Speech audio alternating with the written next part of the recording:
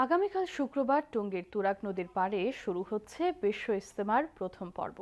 দেশের ১৬টি জেলার পাশাপাশি ইজতেমার এই পর্বে অংশ নিচ্ছেন বিশ্বের বিভিন্ন দেশের ধর্মপ্রাণ মুসল্লিরা। সন্ত্রাসপ্রবণ দেশ থেকে আসা মুসল্লিদের গতবারের মতো এবারও নজরদারিতে রাখা হচ্ছে বলে জানিয়েছেন র্যাব মহাপরিচালক বেনজির আহমেদ। প্রতিনিধি আতিকুর রহমান আমিনের তথ্যচিত্রে রেজওয়ান করিমের ডেস্ক রিপোর্ট। শুক্রবার ফজরের নামাজ শেষে আমবয়ানের মধ্য দিয়ে শুরু হচ্ছে ৫২তম বিশ্ব ইজতেমা। মুসলিম জাহানের দ্বিতীয় বৃহৎ এ গণজামায়াতের সব প্রস্তুতি এরই মধ্যে শেষ। প্রথম পর্বের ইজতেমায় অংশ নিতে দেশের বিভিন্ন জেলাসহ বিশ্বের ৩০টি দেশ থেকে আসতে শুরু করেছেন ধর্মপ্রাণ মুসল্লিরা।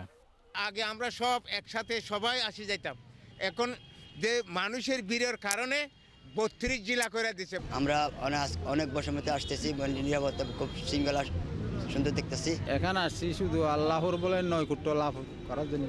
আশুলিয়ার রাস্তা থেকে সরাসরি মাঠে প্রবেশ করতে তুরাগ নদীতে নির্মাণ করা হয়েছে ৭টি অস্থায়ী সেতু।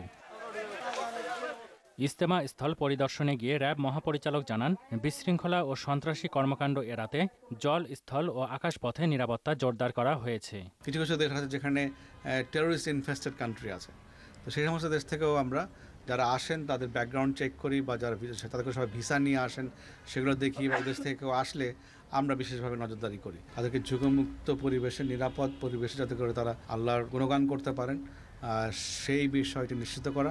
২ পর্বের বিশ্ব ইজতেমার প্রথম ধাপ ১৩ থেকে ১৫ জানুয়ারি, ৪ দিন বিরতি দিয়ে দ্বিতীয় ধাপ শুরু হবে ২০ জানুয়ারি। রেজওয়ান করিম, মোহনা, ন্যাশনাল ডেস্ক।